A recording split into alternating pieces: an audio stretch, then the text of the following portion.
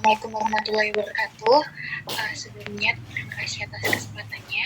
Di sini saya Joy Nurjarani, izin untuk mempresentasikan terkait penelitian saya, bab 3 metode penelitian saya, yaitu berjudul In-Store Experience yang menarik terhadap pembelian impulsif ditinjau dari perspektif ekonomi pada pengunjung remaja di Royal Plaza Surabaya. Untuk judulnya ini In-Store Experience yang menarik terhadap pembelian impulsif.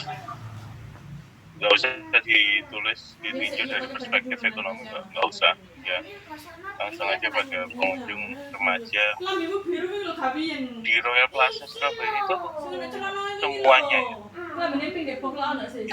Iya Pak. Umum ya.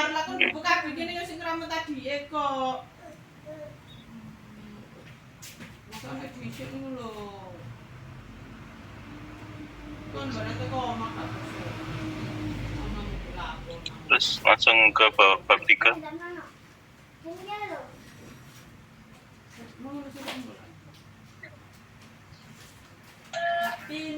Baik, untuk bab 3 metode penelitian dimulai dari jenis dan pendekatan penelitian. Penelitian ini merupakan penelitian kualitatif dengan fokus untuk memahami dan menjelaskan pengalaman dan perspektif remaja terkait pembelian impulsif di Royal Plaza Surabaya. Penelitian kualitatif juga memungkinkan peneliti untuk menggali secara mendalam pengalaman dan makna yang terkandung dalam fenomena yang diteliti. Untuk pendekatannya yaitu studi kasus, untuk meneliti pengalaman. Berarti ini waktunya nanti diperjelas ya. Oh iya Bapak. Ya, waktunya diperjelas, terus bawah lokasi dan waktu penelitian. Lokasinya sudah, waktu penelitian. Nah, waktu penelitian itu nanti kan ada 2. Jadi waktu kamu menyelesaikan penelitian dan waktu kamu mengamati. Waktu kamu di mana mengamati ini fenomena gitu. Jadi waktu penelitian di sini yang di nomor 3 ini itu adalah waktu kamu menyelesaikan penelitian. Apakah cukup 2-3 bulan?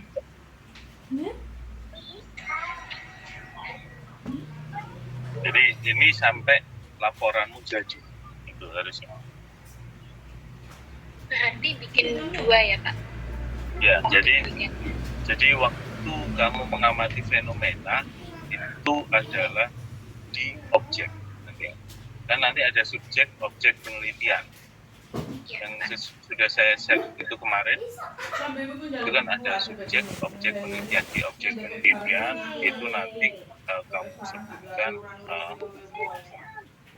waktunya, kapan kamu mengamati, kapan terjadi yang namanya In-Store Experience yang menimbulkan impulse buying seperti itu ya. In-Store Experience itu apa sih sebenarnya? Ini variabel ada terkait penataan produk, display produk, lalu suasana pengalaman berbelanja seperti itu. Jadi In-Store Experience itu pengalaman saat orang berada di dalam toko itu kan ya. Iya Bapak. Saat orang berada di dalam toko terus kemudian dia akhirnya membeli, berkeinginan untuk membeli. Nah itu biasanya terjadi pada saat apa? Akan kamu amati. Untuk saat maksudnya gimana ya Pak? Waktunya. Oh ini punyamu, Wijahyarani ya. Gimana Bapak? Ya. Ini saat terjadi yang namanya impulse buying karena adanya In-Store Experience itu saat kapan yang kamu amati?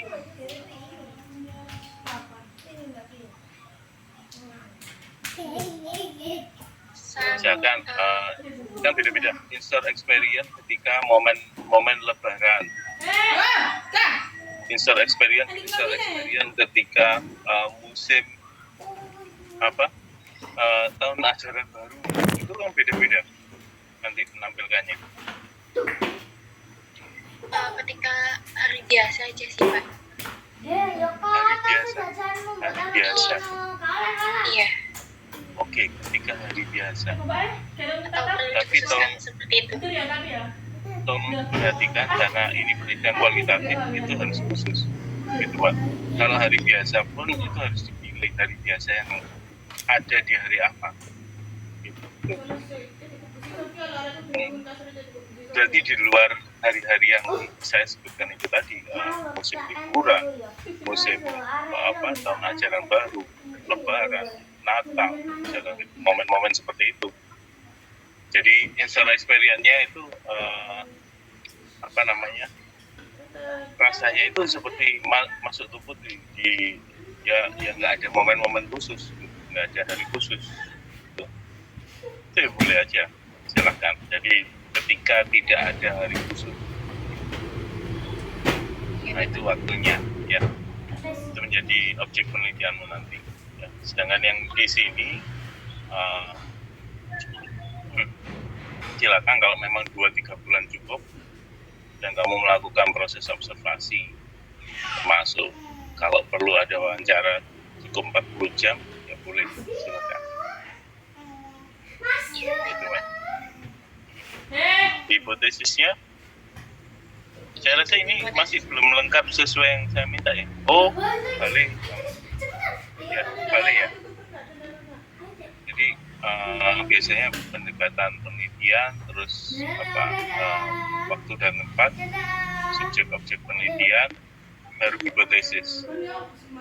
Oh Itu iya, balik. Pak. Masih Balik. Dan hipotesisnya pada penelitian ini diasumsikan, nah itu salah. Ya, jadi diduga langsung itu diduga apa? Diduga ya, in-store experience yang menarik dan perspektif ekonomi. In-store experience yang menarik di hari biasa pun itu mampu mempengaruhi impulse buying dari remaja. Itu Mbak. Iya, Pak. Ya, nanti dibetulkan. Di hari biasa kan kamu bilangnya tadi hari biasa, nggak ada hari-hari khusus. Oke. Terus kamu pakai pengumpulan datanya pakai apa?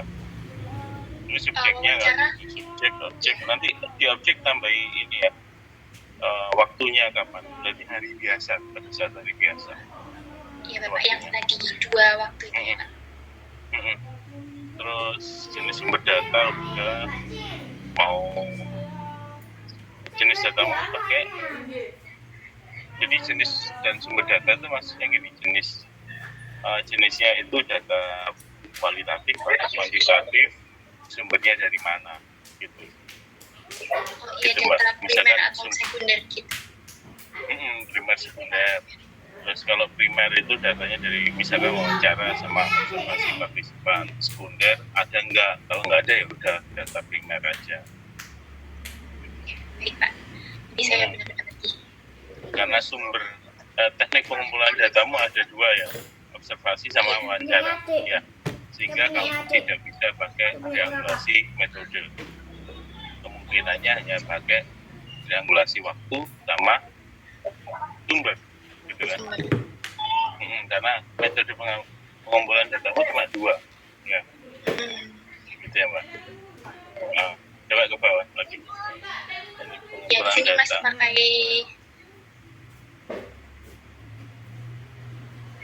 2. Nah, ini pakai analisis tematik sama naratif. Boleh. Kalau tematik saya bilang kurang ini karena nggak ada tema khusus ya kan, yang kamu amati dari objek maupun subjek yang kamu amati, nggak, dia subjeknya khusus, objeknya nggak ada tempat khusus kan gitu. Iya. Sehingga ini mending dihilangkan deh tema analisis tematik gitu. Ya. Berarti hanya naratif saja ya, Pak? Naratif saja. Oke, berikutnya bahwa jadi reliabilitas dulu baru validitas. Iya, Bapak. Kembali lagi. Reliabilitas dulu baru validitas, sehingga triangulasi metode nggak bisa kamu pakai karena kamu cuma metode pengumpulan datanya pakai 2 aja. Ya, member checking perlu member checking. Iya Bapak, untuk tinjau penelitian, tinjau hasil yang udah kita buat. Mungkin kurang perlu. Kalau member checking ini fungsinya untuk apa? Cuma minta untuk ditinjau aja sih Pak, untuk mastiin jawabannya. Memastikan jawaban, misalkan Jawaban pasti itu kamu butuhkan untuk menjawab pertanyaanmu juga. Itu kan salah satu cara juga untuk memperoleh data, member checking gitu. Gitu. Selain, jadi gini, ada yang menamainya survei, tapi lebih pas itu member checking, pakai member checking. Ya, jadi dari data yang sudah ada itu dikonfirmasi ulang lagi, sehingga nanti kamu bisa pakai metodologi, validitas metode bisa. Tapi dengan syarat ini, member checking kamu letakkan ke metode pengambilan data. Di teknik pengambilan data ya? Iya, kamu ini member checking, terus analisis teori dan literatur, itu di metode pengambilan data. Gitu, Mbak. Studi literatur ini, Mbak, memperkuat analisis dengan teori dan literatur itu studi literatur. Studi kepustakaan, lebih pasnya. Gitu, Mbak. Ya, nanti ini letakkan di ini ya, metode pengambilan data sehingga kamu bisa pakai triangulasi ini, ya, triangulasi yang sudah kamu pakai ini. Kamu pakai sekarang. Oke, gitu ya. Terus berikutnya reliabilitasnya ini apa ini maksudnya? Peneliti menyimpan catatan lapangan.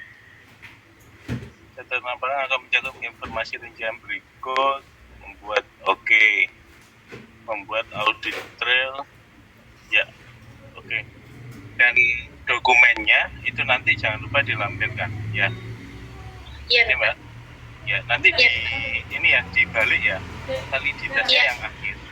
Ya, itu ada beberapa yang terbalik. Ya, gitu ya. Sudah paham? Sudah. Oke, kalau sudah paham, bisa dialihkan ke yang lain. Silakan. Ya Bapak, terima kasih banyak. Ya, baik.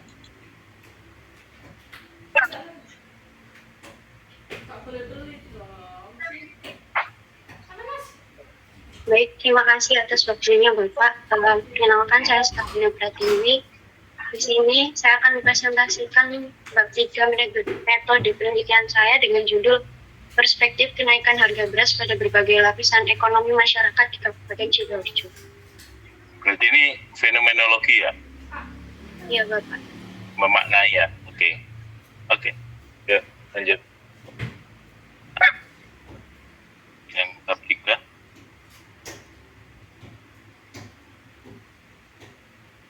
Untuk pendekatan dan jenis penelitiannya menggunakan jenis penelitian kualitatif dengan pendekatan fenomenologi. Untuk lokasi dan waktu penelitiannya di Kecamatan Waru, Kabupaten Sidoarjo. Untuk waktu penelitian Kecamatan Waru ini, mohon maaf, Kecamatan Waru ini nanti kan kamu dari berbagai lapisan ekonomi, menentukan lapisan ekonominya gimana? Nanti mungkin dari kan berdasarkan apa? Berdasarkan mungkin dari gaji gitu Pak. Nah itu di objekmu sudah kamu tampilkan nggak? Atau di subjeknya?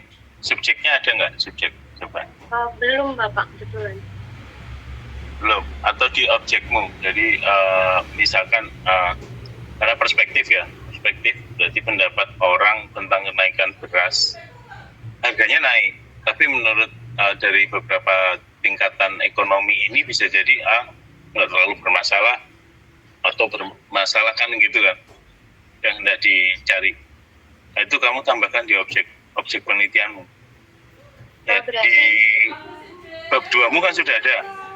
Iya, sudah. Ada belum? Sudah. Ya, kamu melihat tingkat ekonomi dari apa? Itu dari kalau di bab 2 itu pakai yang BPS itu nanti ada diklasifikasikan Bapak, berapa gajinya itu dilihat nanti bisa masuk ke kelas ekonomi yang mana. Oke. Apakah mudah nanti kamu melakukan observasinya? Nanti kan perlu tanya, Bapak pendapatannya berapa atau Ibu pendapatannya berapa gitu. Kayaknya kurang ini Bapak, kurang kalau kayaknya ada beberapa orang yang dilihat dari sini aja. Kalau dilihat dari wilayah gitu, wilayah dilihat dari bentuk rumahnya gitu, kan ada bisa pembagian tingkatan ekonomi dilihat dari bentuk rumahnya. Misalkan di wilayah ini, kalau di daerah anggaplah di TP gitu, di TP berarti kan di perkampungan sebelahnya TP. Nah, itu tingkatan ekonominya kan udah kelihatan jelas beda. Ya, sama misalkan orang-orang yang tinggal di daerah Darmo Permai. Itu kan udah beda, Mbak, dari sana. Mainnya wilayah aja. Lebih mudah wilayah gitu. ya, Bapak. Jadi jangan pendapatan berdasarkan apa? Pembagiannya si BPS itu. Kamu akan kesulitan nanti di lapangan, kamu tanya satu-satu, belum tentu orang mau menjawab. Atau ada pun menjawab, belum tentu gaji aslinya atau pendapatan aslinya gitu, belum tentu. Nah, itu tipikalnya orang gitu Mbak. Ya, nanti itu akan menyulitkan kamu. Jadi kamu rubah di teorimu, terus dilihatnya berdasarkan ini kondisi rumah. Kan ada. Baik, Bapak. Berdasarkan kondisi rumah, terus kemudian nanti kamu tampilkan di objekmu. Itu objek. Jadi orang yang saya jadikan sumber, subjek di subjek itu nanti kamu tambahkan ada tambahan tentang ini apa, wilayah, klasifikasi wilayah seperti itu. Baik, Oke. Bapak. Ya, oke, terima kasih. Ya, berikutnya subjek objek sudah. Terus ke bawah, hipotesisnya diduga kenaikan beras menimbulkan perspektif yang berbeda di berbagai kalangan masyarakat. Ya, bisa jadi seperti itu ya. Oke, terus datanya primer sekunder. Oke, langsung lanjut. Pengumpulan datanya pakai observasi wawancara ya. Observasi selalu dulu kan. Ya, terus wawancara dan apa? Studi literatur. Kalau mau pakai seperti Dwi Cahaya Rani tadi, seperti pakai apa, Dwi? Tadi Yang member checking tadi, Bapak. member checking itu juga boleh. Member checking itu saya lupa. Daripada memilih survei, metodenya survei, mending member checking. Untuk memastikan jawabannya ini sudah benar enggak, itu member checking. Itu lebih pas. Oke, teknik analisis datamu pakai deskriptif. Oke. Nah, ini validitasnya udah pas. Kalau ada yang kurang, tolong dicek ya nanti dari yang di share PC itu urutan apa saja yang saya minta itu ada di situ. Baik, Bapak. Gitu ya. Terus reliabilitas mana? Kebalik ya. Iya, kebalik Bapak, belum dirubah. Oke. Validitas apa? Pakai triangulasi apa? Pakai triangulasi metode. Oke. Ya, sesuai. Terus sekarang reliabilitasnya. Oke. Ada yang mau tanyakan? Jangan lupa nanti dokumen alatnya atau instrumennya, misalkan dokumen wawancara, itu instrumennya namanya dokumen wawancara, itu dilampirkan. Jangan pertanyaan saja. Jadi ada ini apa namanya, data penelitinya siapa, terus kemudian penelitiannya ini judul apa, tujuan penelitiannya apa, baru ke waktunya berapa menit, dan berikutnya adalah pertanyaannya, daftar pertanyaan. Itu contohnya, itu Mbak. Baik Bapak. Ya. Untuk berarti judulnya dirubah buat jadi berdasarkan wilayah. Tadi nggak usah. Itu kan kriterianya nanti. Nggak usah. Judulnya boleh tetap, tapi untuk membuat kriteria tingkat keluarga tadi itu, tingkat kemampuan keluarga itu berdasarkan wilayah. Bukan wilayah, tempat tinggal, bukan dari pendapatan. Gitu, dilihat dari tempat tinggalnya. Gitu. Meskipun itu nggak bisa dikatakan tepat banget, tapi itu mengurangi kesulitan di lapangan, mengurangi kesalahan yang nantinya akan ditemui di lapangan. Seperti itu. Baik Bapak. Gitu, Mbak. Ya, oke. Itu. Ada pertanyaan lagi? Belum ada Bapak. Belum. Oke. Baik, berikutnya. Untuk kelas I, kalau anggotanya sudah ada yang masuk, silakan untuk lebih dulu. Kelas I. Salva atau siapa tadi? Haris ya? Haris sudah belum? Sudah join belum? Enggak ko nung dulu. Aing turo. Ako mo lang dulu. Halo? Safa. Ini Safa. Safa.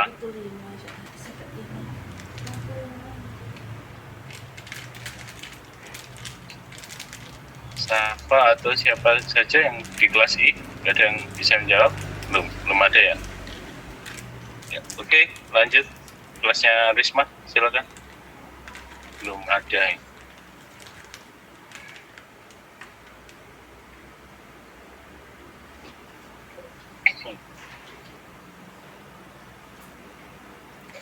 Oke, baik. Sebelumnya perkenalkan, saya Reni Rahmawati, izin untuk memaparkan progres penelitian kualitatif saya yang berjudul Resiko-resiko potensial dalam penggunaan aplikasi dana perspektif generasi milenial. Aplikasi dana ya? Iya, Pak. Resiko potensial perspektif generasi. Oke, penggunaan aplikasi dana. Oke, jadi nanti tempatnya belum ya? Tempatnya di mana? Untuk tempatnya fokus di Surabaya, Pak. Surabaya. Iya. Perspektif generasi milenial di kota Surabaya. Gitu ya, Mbak? Oke, baik, Pak. Ya, oke, berikutnya. Bab 3.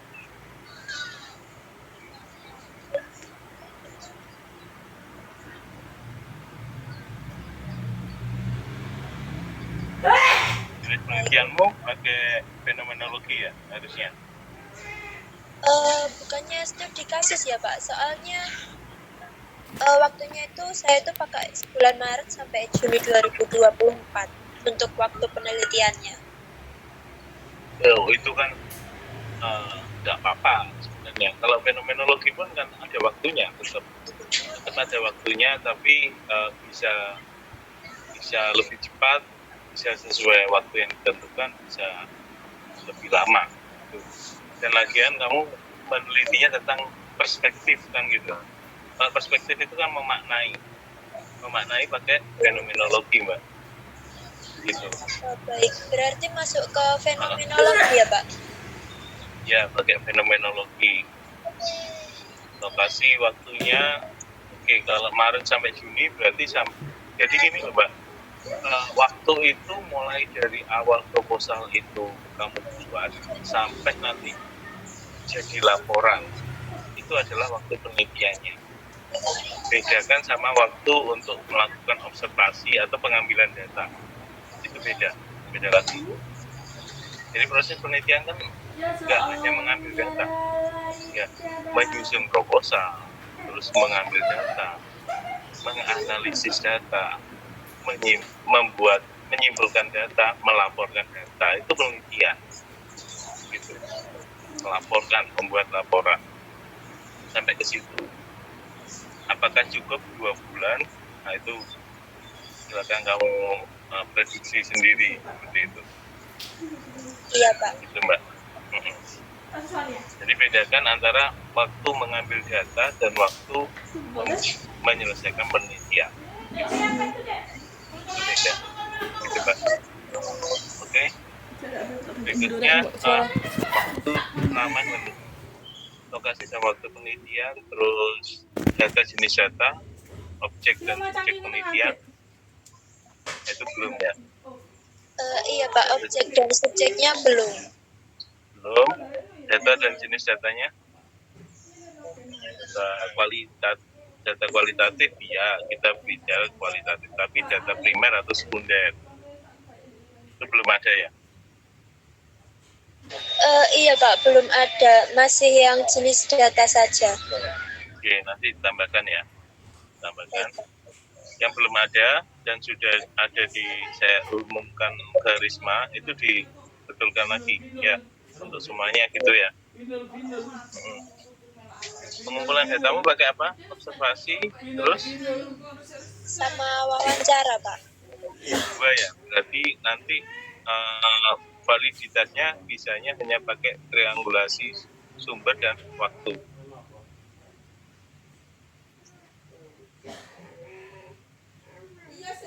Itu Pak. Iya baik Pak. Terus analisis datanya pakai deskriptif. Oke, analisis deskriptif. Validitasnya pakai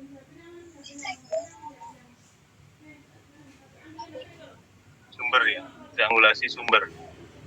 Ya, Iya, jadi itu karena berbagai tingkatan sosial kan gitu. Ya. Terus validitas letakkan setelah reliabilitas bukan reliabilitas. Reliabilitas. Oke baik Pak. Ya, ditukar ya nanti. Dan jangan lupa ditambahkan lampirannya, lampiran dokumen instrumen. Ya. Untuk lampirannya itu sudah ada, tapi apa Pak tentang pertanyaan wawancara masih itu? Ya nanti dilengkapi, jangan pertanyaan saja yang dilampirkan ya. Gitu. Oke baik. Ya. Itu ya. Oke.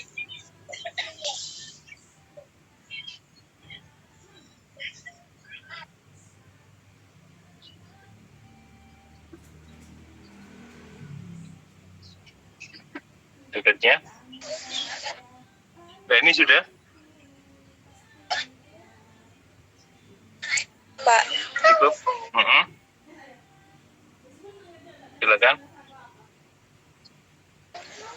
Sudah sangat membantu Pak, terima kasih banyak. Oh ya, ya udah, oke.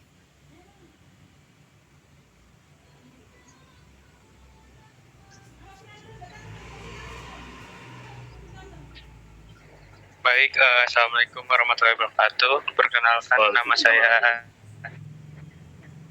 dan memaparkan untuk proposalnya Pak. Di sini saya membawa judul dampak thrifting baju bekas impor pada preferensi konsumen terhadap produk lokal di Surabaya Pak. Oke.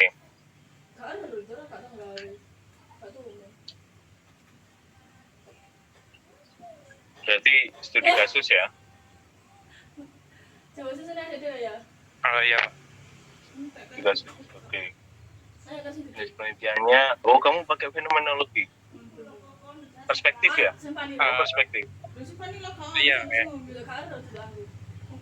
Perspektif, betul. Perspektif ya? Perspektif fenomenologi. Ya, Sepertinya perspektif Pak. ya, perspektif ya? Iya. Oke. Terus lokasi dan waktu penelitian dulu, jadi nanti hipotesismu di bawah, ya. Jadi pendugaannya fenomena drifting mempengaruhi enggak ada perspektifnya, preferensi sama perspektif beda. Oh, Jadi kamu maksudnya kita studi pengen kasus, tahu faktor apa aja yang mempengaruhi itu apa Pak? apa, bagaimana, mengapa, itu pertanyaan untuk studi kasus. Oh, Kalau makna kamu sedang senang apa enggak, kamu punya Berarti- perspektif apa tentang drifting, itu baru masuknya ke fenomenologi. berarti ini udah termasuk studi kasus ya Pak? Ya, maksudnya studi kasus dengan Oke, ganti baik. ya. Terus Baik. lokasi waktu penelitian, oke, nanti sama seperti yang saya sampaikan ke teman-temanmu, masuk subjek dan objeknya. Objeknya belum jelas ya, subjeknya sudah ada, objeknya sudah belum jelas, subjeknya sudah jelas ya, kurang objeknya ya, objeknya diperjelas. Jadi fenomenanya itu terbatas ya, dibatasi oleh waktu, dan itu kamu jelaskan di objek, waktunya kapan gitu ya. Bedakan dengan waktu penelitian. Kalau studi kasus ada Ini dua waktu. waktu pengamatannya atau waktu dalam menelitinya? Mengambil data, waktu mengambil mengambil. data. Jadi proses melakukan penelitian itu tidak hanya mengambil data, termasuk sampai melaporkan, mulai membuat proposal sampai melaporkan hasilnya dalam bentuk laporan, itu adalah penelitian. Nah, kalau pengamatannya itu sebelum buat proposal, maksudnya jauh sebelum buat proposal itu ditulis juga Pak? Iya, ditulis juga. Berarti itu bagian dari observasimu untuk membuat proposal kan gitu. Itu Mas. Baik. Nah, sehingga ketika kamu bicara objek penelitian, itu kamu perjelas objeknya apa, waktunya kapan, momennya apa, gitu. Pada saat momen apa. Oh, seperti kayak waktu ada event atau gimana gitu ya Pak? Ya, itu boleh. Berarti pas event aja itu adalah kamu mengambil data. Pas nggak ada event nggak bisa mengambil data, gitu Mas. Seperti itu. Masalahnya ini kan kamu bandingkan terhadap pilihan, mempengaruhi pilihan ini produk lokal kan gitu kan. Jadi kamu tanya ke orang-orang yang ada di apa, ada festival drifting misalkan gitu, itu tanya lu kenapa milih masuk ke festival drifting ini gitu. Bagaimana pilihanmu terhadap produk-produk lokal gitu. Itu salah satu contohnya pertanyaan ya. Ya Mas. Tapi kalau ini kalau misalnya kita ngambil datanya itu setelah ada eventnya, jadi kita ngambil nyari informannya itu yang sering datang ke event gitu, boleh apa enggak ya Pak? Boleh. Tapi itu khusus terhadap orang-orang yang pernah datang di event malah gitu. Ya, boleh, nggak harus di event tertentu itu, nggak harus. Jadi orang yang sering datang di event itu gitu. Oh, baik Pak. Jual pembelinya. Event trips. Oh, ada 3 event kamu berarti ya? Ada 3 tempat nanti. Iya, niatnya itu kriteria informannya begitu sih Pak. Oke, udah. Terus metode pengumpulan datamu? Oke. Bisa Mas. Jadi antara observasi, wawancara, apalagi 2 aja. Oh, studi literatur. Studi literatur juga itu bisa. Jadi wawancara itu ngapain aja? Per poin. Dibikin per poin. Oke, Pak. Gitu. Ya. Terus berikutnya metode analisis datanya, pakai Miles Superman. Ya, lanjut.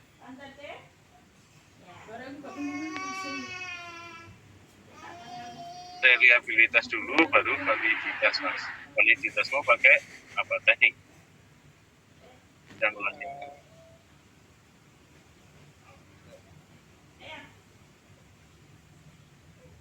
Triangulasi metode Pak. Metode, ya udah. Oke, kamu udah bisa pakai 3 metode, berarti sudah cukup bisa dipakai sebagai triangulasi. Reliabilitasnya dibalik ya. Terus tolong yang saya minta di bab 3 itu dipenuhi semua ya. Di bab 3 itu harus ada apa saja, itu dipenuhi semua. Sudah saya share ke siapa? PJ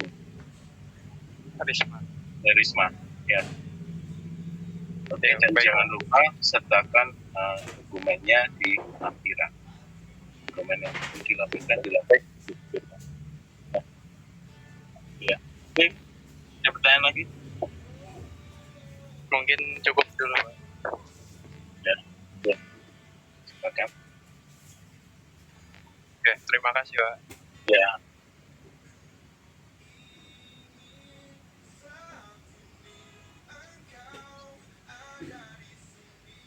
Baik, ini bisa ke kelas I dulu. Ke kelas I. Kelas ini ada Salva, Bapak sudah join. Ada Salva udah join ya.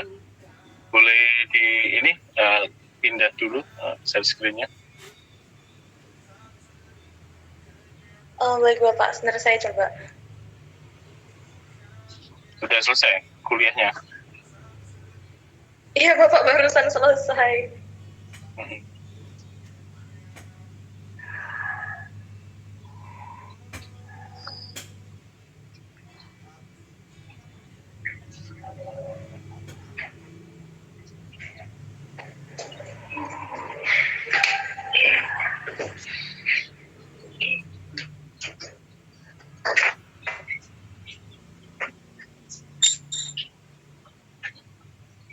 Iya, ini apa sudah terlihat ya Pak? Sudah terlihat, masih muter tapi. Oh iya, sebentar.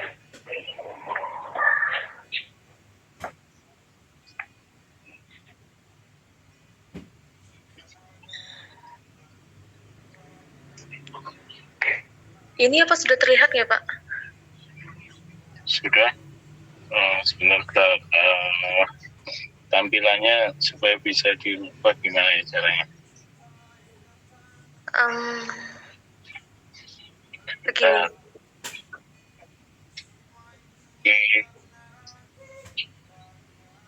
Oke.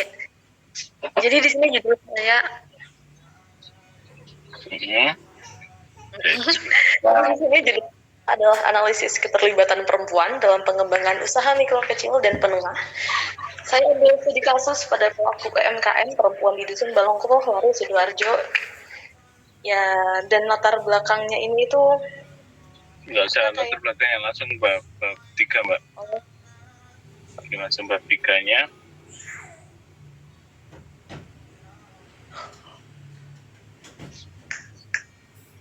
ini sampai sini Bapak.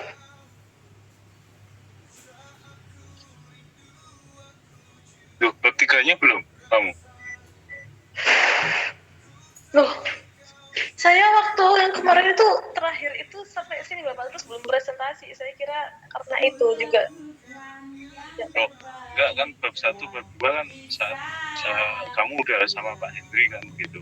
Bab 1, bab 2. Terus saya kan tinggal mappennya saja Mbak. Oke Bapak. Iya. Nanti Ya. di ini ya disesuaikan seperti yang sudah saya sampaikan ke Safa ya. Oke Bapak, baik. Saya sudah share ke Safa, nanti itu kamu tampilkan ya. Seperti itu ya. Gitu Mbak. Oke. Pak.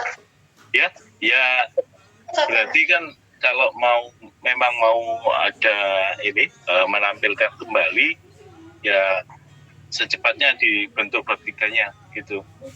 Karena UAS-nya itu kan sesuai dengan ini, pengumpulannya sesuai waktunya, waktu UAS gitu. Gitu. Mulai UAS-nya kan minggu ke berapa itu. Nah, masalahnya kamu udah pulang dari Korea apa enggak, tapi enggak masalah sih sebenarnya karena ini mengumpulkannya online. Gitu. Oke Bapak, saya benar-benar mohon maaf, saya tidak tahu. Iya. Ya nanti di ini ya di apa dibetulkan, segera dibuat. Nanti kalau mau saya koreksi itu bisa dikirim ke saya gitu. Atau boleh adakan ini meeting online gitu kan, pakai Jimit itu nggak masalah, atau pakai apapun kalau sana bisa menyediakan it's okay. Oke Bapak. Ya gitu ya. Oke gitu. Iya Bapak. Jadi, Baik Bapak, nanti akan saya segera ke. Mohon maaf ya Pak. ya udah, ya. Oke. Faris mungkin sudah hadir. Faris. Terima Yang kasih belum? Bapak. Ya Salva. Yang belum dari kelas I siapa lagi? Tapi yang Tadi dari kelas saya ini ada kalian, Mbak. Kenapa? Siapa? Iya Bapak, tinggal Pak. Jadi tadi Kenapa? saya hubungin belum balas. Tinggal Belum Alfian. balas. Oh, Alfian bukan Faris ya, Alfian.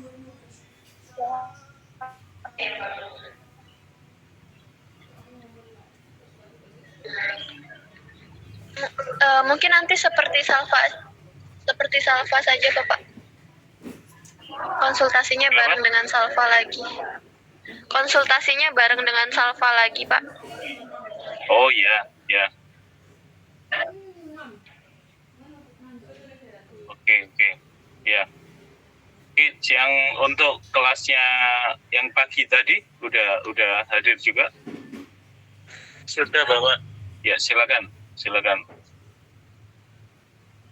Kelas yang pagi, silakan untuk mempresentasikan terlebih dahulu. Berarti kurang siapa namanya? Bukan Faris, siapa kok bingung saya yang namanya? Indonesia Pak tadi Pak. Oh, bukan yang kelas yang I. kelas I tadi loh. Siapa? Alfian. Ya, Alfian ya.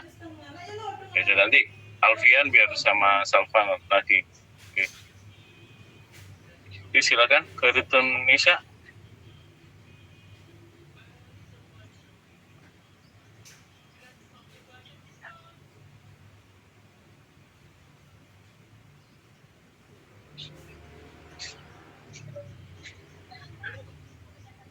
Halo.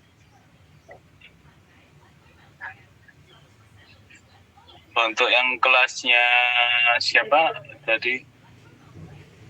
Mas Bagas. Di-share Mas. Iya Bapak, ini soalnya saya lagi di kampus nggak bawa laptop Bapak. Oh, Nisa. Khairun Nisa bisa nggak share screen sendiri? Khairun Nisa.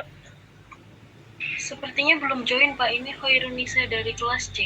Oh, kelas C ya? Belum join. Bagas Oh, belum saya join. kira itu Pak, Khairul Indonesia kelas saya tadi. Bukan. Iya, namanya sama ya Pak. Waduh. Bagas belum berarti Dia sering itu Pak, saya nggak masuk ya Pak. Saya juga bingung, sudah saya hubungi Pak. sudah dihubungi.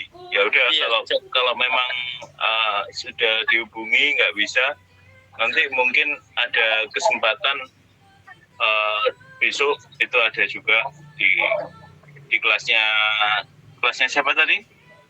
Yang harusnya besok C Pak. kelasnya Risma gitu. Kalau ini sampai jam 5 nanti belum selesai, itu bisa gabung di kelasnya Risma lagi gitu. Gitu ya Bagas ya? Baik Bapak. Oke. Ya. Oke, silakan dilanjutkan lagi Risma. Baik Bapak.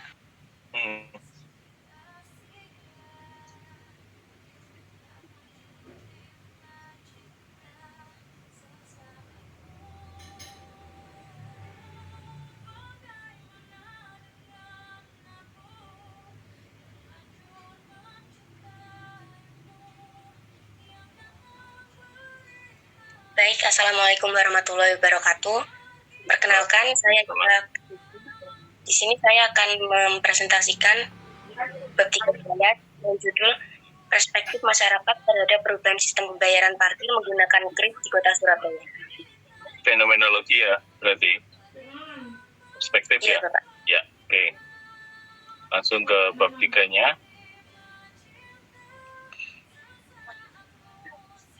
Untuk jenis penelitian, penelitian ini merupakan penelitian kualitatif dengan pendekatan fenomenologi. Tempat Untuk- waktunya, Taman Bungkul. Iya, waktunya dari bulan Februari sampai Juni. Cukup? Sudah cukup?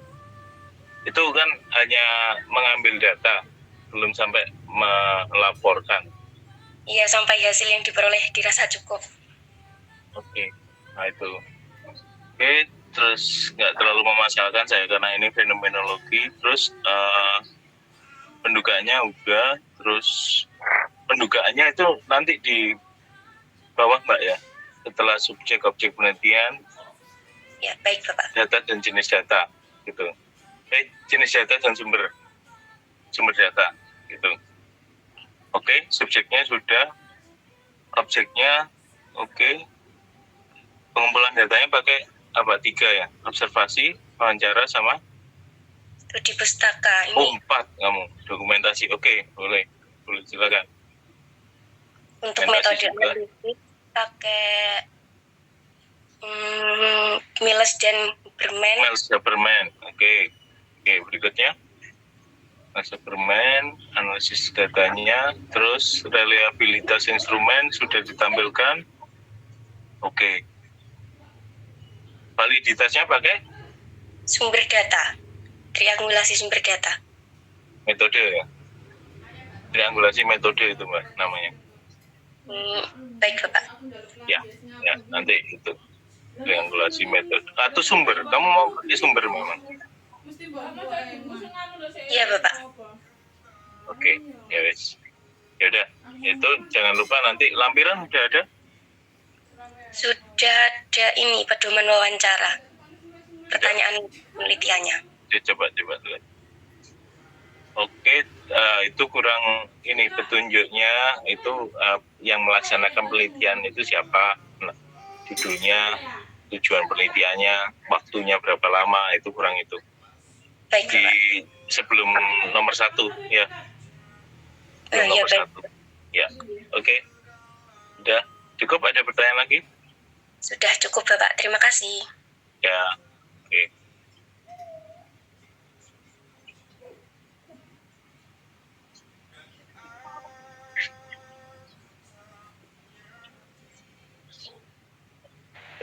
Assalamualaikum warahmatullahi wabarakatuh. Waalaikumsalam. Perkenalkan, nama saya Fadil Aditya Ahmad. Di sini saya mempresentasikan topik saya yang berjudul faktor yang mempengaruhi kereta api sebagai moda transportasi utama pekerja migran di kota Surabaya. Kalau faktor yang mempengaruhi itu kuantitatif banget Mas. Kalau faktor itu kuantitatif Pak maksudnya. Ya, kamu melihat faktor-faktor, nah, itu sama seperti kamu ketika belajar manajemen kuanti kan seperti itu. Ya, melihat hubungan antara variabel independen ke dependen. Nah, sedangkan kualitatif nggak ada variabel. Nggak ada variabel kan? Ya. Berarti harus Jadi diganti ya Pak ini. Iya, judulnya kamu ganti, jadi jangan faktor yang mempengaruhi gitu. Jadi pemilihan mode transportasi kereta api bagi pekerja migran di kota Surabaya itu udah cukup. Ya, Bapak. Dan kamu datangnya pakai studi kasus, jadi apa, mengapa, bagaimana kok bisa memilih kereta api, apa yang melatar belakangi, kan gitu. Iya. Bagaimana bisa memilih kereta api sebagai moda transportasi pekerja migran di Surabaya, gitu. Itu ya, Iya, Bapak. Sudah dicatat ya? Sudah Pak. Ya, sudah ya. Oke, berikutnya ke bab 3.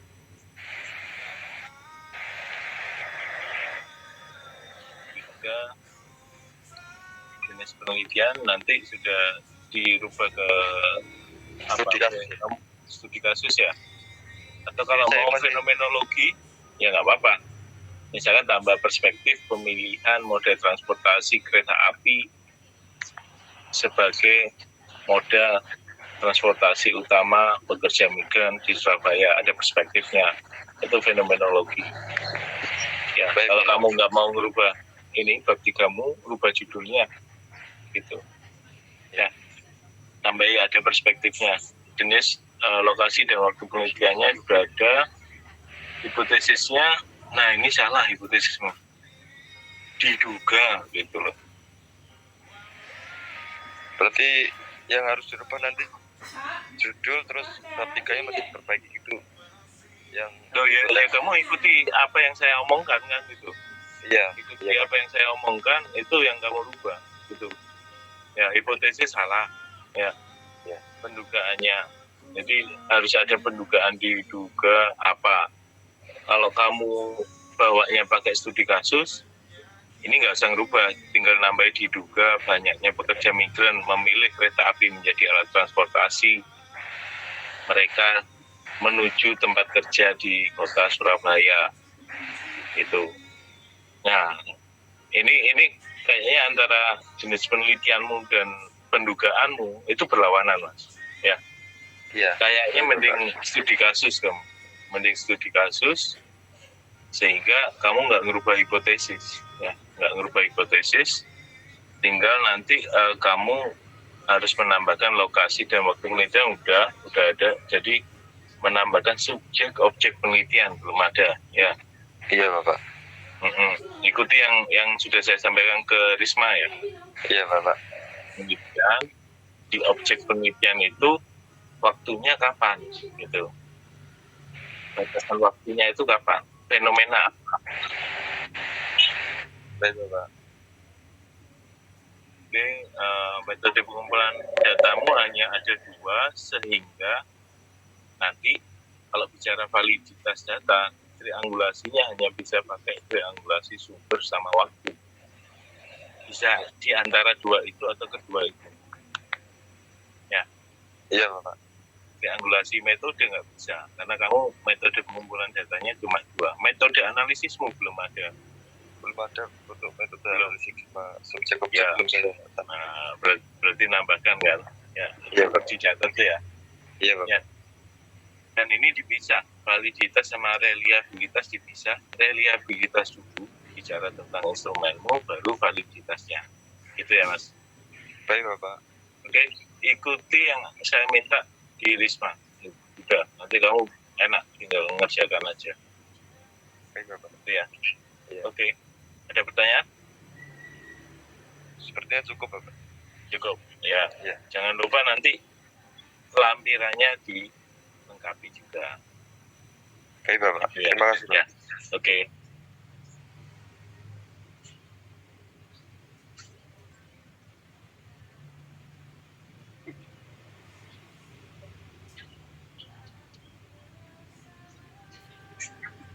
Assalamualaikum warahmatullahi wabarakatuh. Waalaikumsalam. Perkenalkan, saya Naifa. Izin Bapak sebelumnya di sini untuk mempresentasikan hasil makalah saya dengan judul Konsistensi Pemilik Rumah Makan Etnis Tionghoa Mengelola Perekonomian dengan Tetap Mempertahankan Menu Klasik di Jawa Tengah.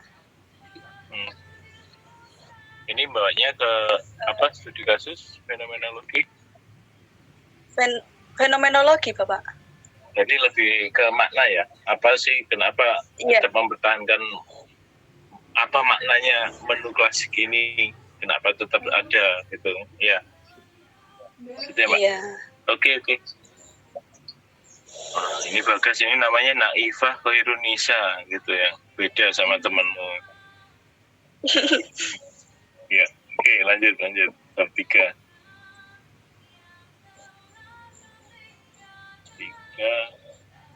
Oke. Baik. Di sini jenis penelitian menggunakan penelitian etnografi dengan tempat di Jawa Tengah dan waktu penelitian hingga nanti Agustus 2024. Oke, tempat waktu penelitiannya sudah, jenis data dan sumber data.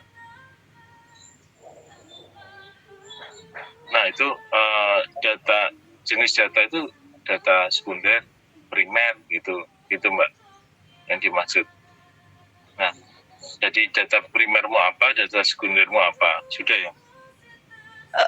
Jadi lebih dijabarin lagi Bapak. Begitu Bapak dijabarin. Ya, jadi data primermu didapat dari hasil wawancara dan observasi. Terus data sekunder didapat untuk melengkapi kajian literatur didapat dari apa? Misalkan dari penelitian terdahulu, dari melihat website apa gitu, atau melihat buku apa seperti itu, gitu Mbak. Ya. Baik Bapak.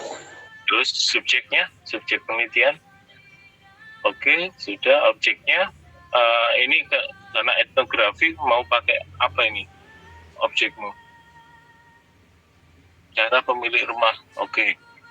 Mengelola perekonomian mereka. Oke.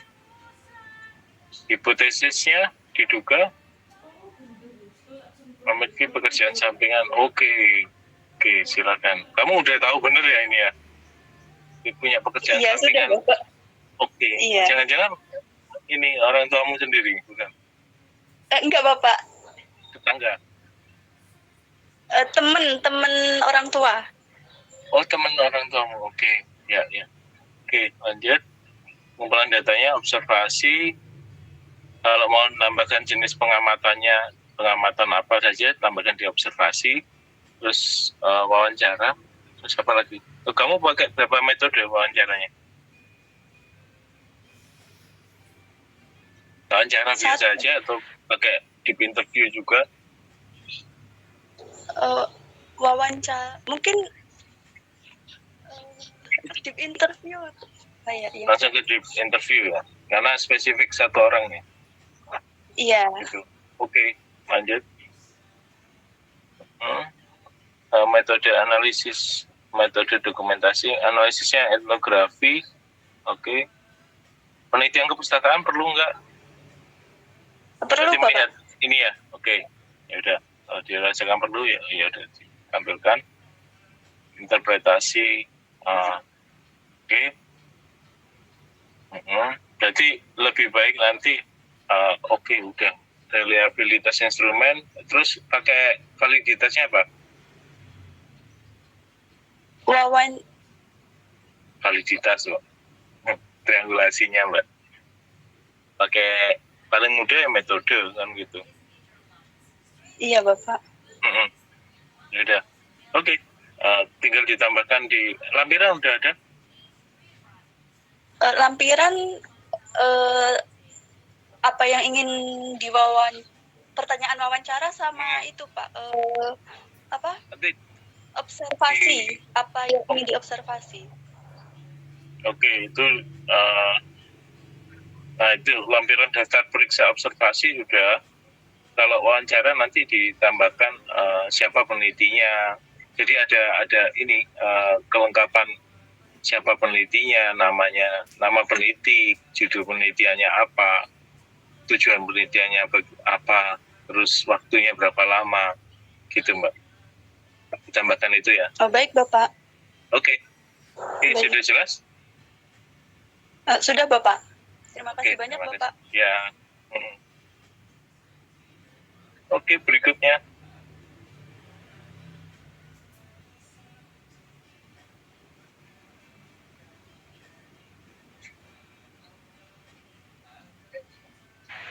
Baik, terima kasih atas waktu dan kesempatan yang diberikan. Perkenalkan, saya Nihatul Mumtaza dengan akhiran NIM 087.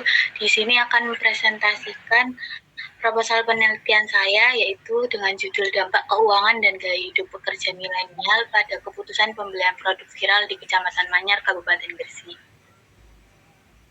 Dampak keuangan dan gaya hidup itu seperti ini ya, seperti variabel independen, terus terhadap keputusan pembelian itu variabel dependen, jadi kuantitatif ini Mbak. Nah itu kamu ingin membawa penelitianmu ke studi kasus atau fenomenologi? Ke studi kasus. Kalau studi kasus ya kamu rubah jadi gaya hidup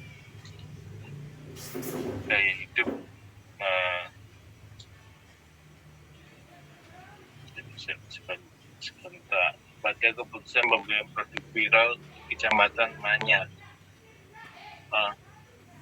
Pekerja milenial, terus tempatnya udah, tapi bagaimana kamu merubah variabel ini? Ya. Jadi udah keputusan pembelian produk viral di keputusan pembelian produk viral pekerja milenial di Kecamatan Manyar, Kabupaten Gresik.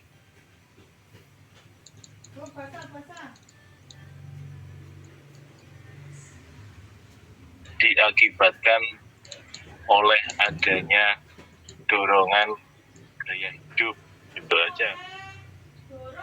Dampak keuangannya itu kamu skip aja. Ya. Iya, baik Bapak. Oke. Berikutnya bab 3 sekarang.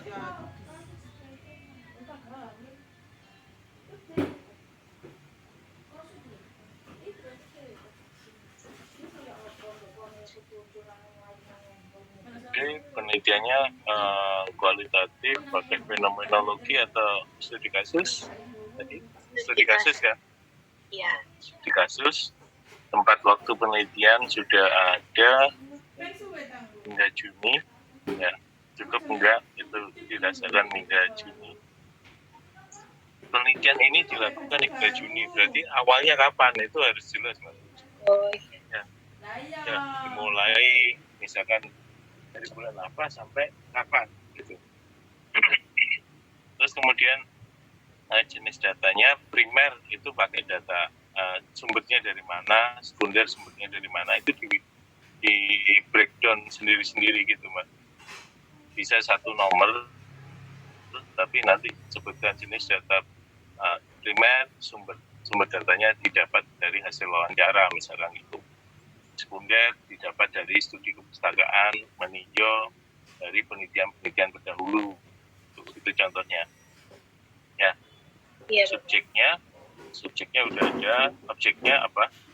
Nah itu nanti otomatis berubah objek penelitianmu. Ya. Jadi perilaku hidup gitu, gaya hidup gitu. Di sana. Ya. Oke. Terus berikutnya apa itu hipotesis diduga gaya hidup mempengaruhi keputusan pembelian produk viral bagi pekerja milenial di Kecamatan Manyar, Kabupaten Gresik. Gitu. Oke. Pengumpulan datanya ada 3 sudah. Survei ya. Kenapa survei? Kenapa perlu survei online? Mending pakai kayak temanmu tadi. Pakai informasi checking atau anggota tadi namanya istilahnya lupa saya. Iya Bapak. Memperhatikan nggak yang waktu temanmu itu daripada survei? Iya Bapak, nanti juga. Oke, berikutnya metode analisis datanya pakai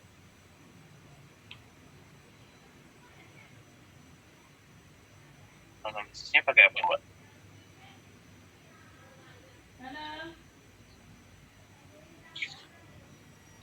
Komposisi. Baik. Dalam metode analisismu? Pakai analisis tematik Pak. Tematik. Oke, tematik. Mana ada kata-kata tematiknya? Di paragraf kedua, setelah data terkumpul, analisis dilakukan menggunakan metode analisis. Wah, itu ya. Oke, berikutnya. Reliabilitas sudah ada. Terus berikutnya, validitasnya pakai triangulasi sumber metode. Oke. Ada pertanyaan? Mungkin cukup. Ya udah. Oke, kalau dirasakan cukup, bisa ke teman yang lainnya lagi. Terima kasih Bapak. Ya. Jangan lupa ini ya, nanti tetap lampiran. Saya ingatkan lagi lampiran. Baik Bapak.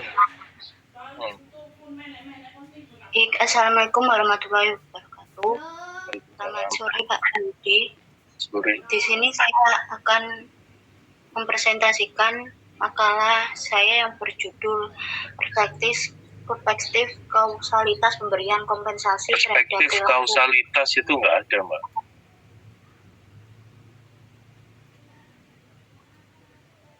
Perspektif ini awalnya kan kamu kausalitas pemberian kompensasi. Berarti Kausalitas itu kan perspektif, kuanti. Pak. Kausalitas itu kuanti, Bang. Intinya kuanti. Ya, langsung aja perspektif pemberian kompensasi terhadap perilaku ekonomi di SDN Kebonsari 2 Tuban. Perilaku ekonomi tadi, utility choice dan trade off gitu. Apa utility choice, trade off itu apa, Mbak? Utility itu kan bentar, Pak. Apa itu? Utility Perilaku kepuasan perilaku ekonomi. yang Perilaku ekonomi itu apa sih? Oh, utility choice trade off. ya saya gunakan 3 teori tersebut, Pak. Loh, ya nggak usah ditampilkan, Mbak. Ya, teori choice, oke, choice ada di perilaku ekonomi. Utility, maximizing utility, gitu kan. Sama trade off. Oke, itu nggak usah ditampilkan ya, Pak. Jadi kompensasi terhadap perilaku ekonomi. Perspektif kausalitas pemberian kompensasi terhadap perilaku ekonomi di SDN Kebonsari 2 Tuban. Ya, seperti itu.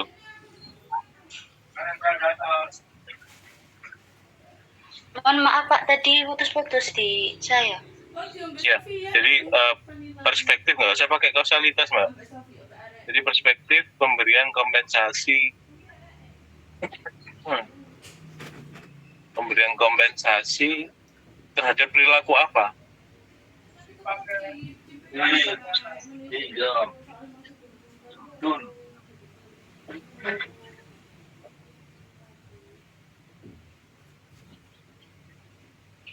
Perilaku ekonomi apa, Mbak? Ke 3 teori tersebut, Pak. Dulu, bukan perilaku ekonomi.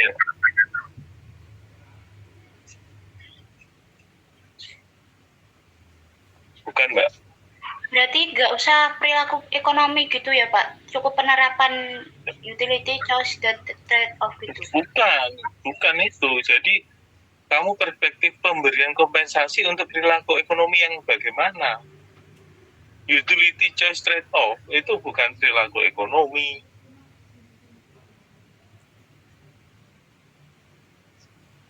Oke, baik, Pak. Ya itu kamu bingung perilaku ekonomi yang apa, seperti apa? Misalkan kenapa perlu dikasih kompensasi di SDN itu? Kenapa, Mbak?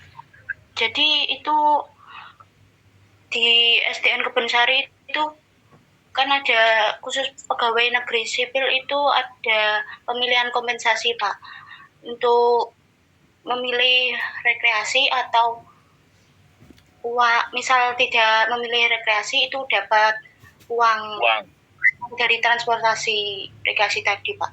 Nah, kenapa diberikan kompensasi tadi?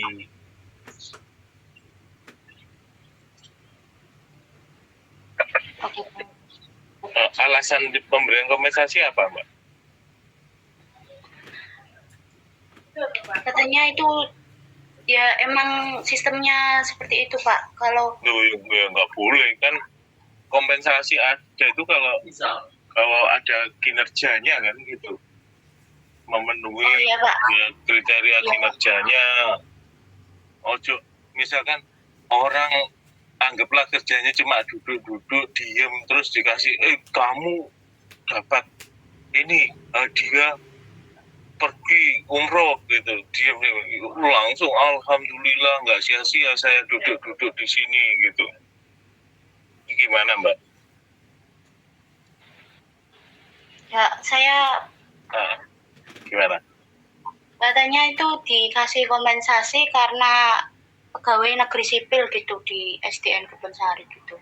Oh iya, berarti yang bukan pegawai negeri sipil nggak dapat. Yang bukan ASN nggak dapat gitu. Iya, betul. Nah, sedangkan kompensasi itu dalam bentuk apapun ya, kompensasi. Apalagi pegawai negeri sipil itu berkaitan dengan kinerjanya. Nggak boleh asal-asalan. Ya. Ada kaitannya dengan ini penilaiannya apa gitu. Karena itu nanti harus dipertanggungjawabkan. Ya. Kan ada uang nanti yang harus dikeluarkan terkait kompensasi tadi. SPJ-nya gimana? Nah, itu Mbak. SPJ-nya gimana kalau nggak ada dasarnya? Bisa dianggap korupsi itu. Beneran? Kalau saya jadi ini peninjau atau BPKP dan memeriksa keuangan provinsi, kena ini. Saya lihat dari penelitianmu bisa kena gitu. Nah, ini apa ini? Kok tiba-tiba ada kompensasi? Ya itu balik lagi. Nanti pasti akan ada pertanyaan kalau orang ASN yang kerjaannya hanya duduk-duduk rokokan saja, nggak ada kinerjanya sama sekali, tiba-tiba dapat hadiah kompensasi. Kamu bisa pergi ke Jogja atau kamu bisa pergi umroh gitu. Apa nggak senang? Nanti ASN seprovinsi ke situ semua, ke SDN Kebonsari 2 Tuban semua aja. Gitu kan, saya duduk-duduk sini aja barangkali dapat kompensasi pergi umroh gitu, misalkan. Itu Pak. Jadi makanya itu tolong diperjelas lagi apakah kompensasi ini resmi. Kalau resmi itu siapa yang memberikan? Kenapa hanya ASN saja? Kenapa hanya pegawai negeri sipil saja? Sedangkan guru yang lainnya, misalkan hari ini kan nggak boleh ada guru honorer. Hari ini. Iya, Pak. Ya. Semua guru itu minimal ASN. Di mana ASN itu ada PNS, ada P3K. Ya, honorer nggak ada. Nah, ini ada, kenapa ada perbedaan antara PNS sama P3K? Nah, itu dari banyak pertanyaan itu, Pak, penelitianmu ini. Baik, Pak. Nanti ya, saya jawab lagi, Pak. Nanti saya tanya. Jadi misalkan gini, perspektif pemberian kompensasi terhadap kinerjanya siapa? Kinerja guru atau kinerjanya siapa di SDN Kebonsari 2 Tuban itu, gitu Mbak. Baik, Bapak. Ya, jadi perspektif pemberian konsep kompensasi terhadap kinerja guru di SDN Kebonsari 2 Tuban itu lebih pas gitu. Dan kamu bawanya ke fenomenologi gitu Mbak.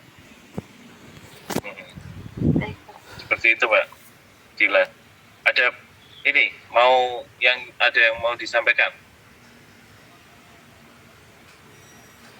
Ya, itu misal informannya cukup satu, nggak apa-apa ya, Pak?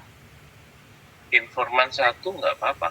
Ya kalau itu studi kasus misalkan kamu nemu seperti yang saya omongkan ini, ada orang yang